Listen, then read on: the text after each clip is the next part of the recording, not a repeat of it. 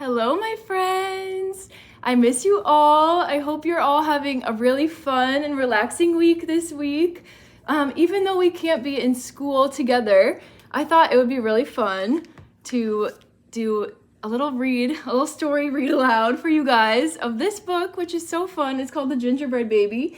So I'm here with my friend Sana today, and we are going to read this book together. I don't know if she'll stay the whole time. She might, but I wanted her to say hi to you guys.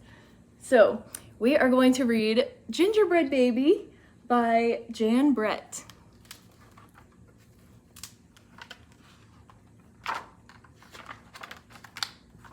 It was cold outside. It was warm inside. A fine day for gingerbread, Maddie thought. Maddie's mother put the big blue bowl on the table and lit the stove. Maddie took down a worn-looking cookbook with old-fashioned writing on the cover. He opened it up to the page that said Gingerbread Boy. They measured and mixed. Maddie rolled the dough into the shape of a gingerbread boy and they popped him in the oven. Bake a full 8 minutes. No more, no less. Do not peek, the recipe read. Maddie listened to the clock. Tick, tock, tick. 1 minute, 2 minutes, 3, 4, 5. Maddie couldn't wait any longer. He opened the oven door to take a peek. Instead of a gingerbread boy, out jumped a gingerbread baby. He pranced around the big blue bowl. I am the gingerbread baby, fresh from the pan. If you want me, catch me if you can. Oh my goodness. Maddie's mother reached for the gingerbread baby to put him back into the oven, but he ran all around the kitchen. The door opened and in came Maddie's father. What's that delicious smell? He asked as the gingerbread baby tumbled through his legs and outside into the yard. Oh my gosh, he's running away. He ran by the tabby cat. She twitched her tail and sprang at him.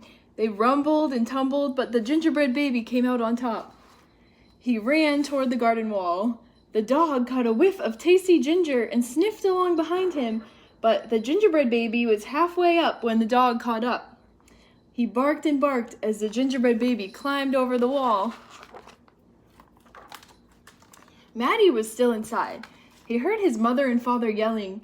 He heard a cat meowing and a dog barking, and he heard the gingerbread baby shouting, "Catch me if you can!" Maddie opened up the worn-looking cookbook for the second time. Meanwhile, the gingerbread baby wheeled on down the path and into the barn.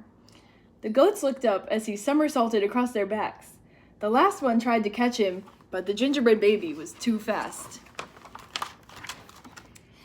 Martha and Madeline were standing by the well when the gingerbread baby stopped to take a drink. They looked at each other and winked. Martha started to talk to him while Madeline tiptoed up behind him with the bucket. But they could not fool that gingerbread baby.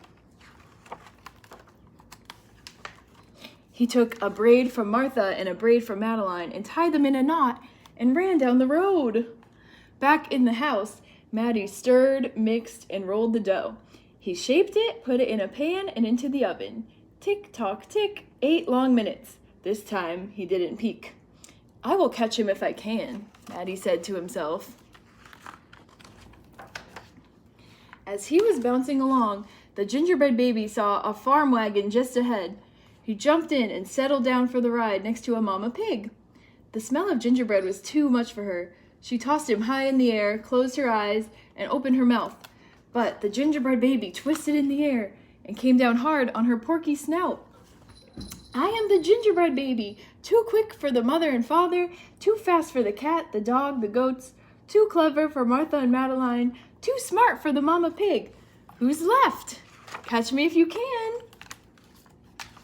Feeling smug, the gingerbread baby strolled along by himself until he came to a bridge that crossed over to the village.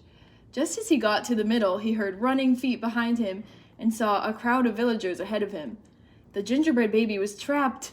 He jumped up onto the railing, backflipped through the air, and landed on a chunk of ice floating down the river. Oh my goodness. The ice bobbed along with the gingerbread baby dancing on top and singing in a loud voice. Look at me, and what do you see? The best gingerbread baby ever. Until his feet got cold and he jumped ashore. is that watching from the trees? It was the fox. He crept up behind the gingerbread baby, ready to eat him up. But the fox could not help himself, and he licked his chops. Smack, smack! The gingerbread baby heard him and ran away as fast as he could. Just when the fox was catching up, the gingerbread baby saw the milk and cheese man with his can of milk. The perfect hiding place, he thought. He lifted the lid and lowered himself inside. He was so pleased that he sang at the top of his gingerbread voice, "Ha ha, hee hee, you'll never find me. I'm the gingerbread baby. Catch me if you can." The milk and cheese man heard the gingerbread baby's voice. "Who is meddling with my milk?" he shouted and lifted the lid. But the gingerbread baby was ready. He jumped up and tweaked his nose.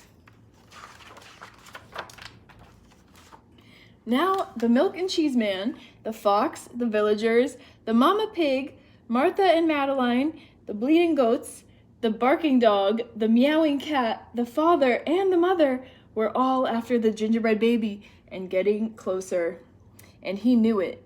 The brash baby was not as peppy and proud as he had been. He sniffed a familiar smell and followed his nose into the woods. He couldn't believe what he saw.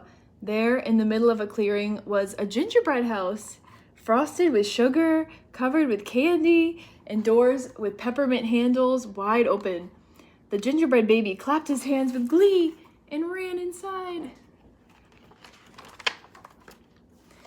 In a tick-tock-tick, everyone arrived in the clearing, but all they found were a few bits of frosting, a peppermint candy, and some crumbs. The father exclaimed, "The gingerbread baby has finally met his match." "I wonder who it was," the mother said. "Let's go home and tell Maddie."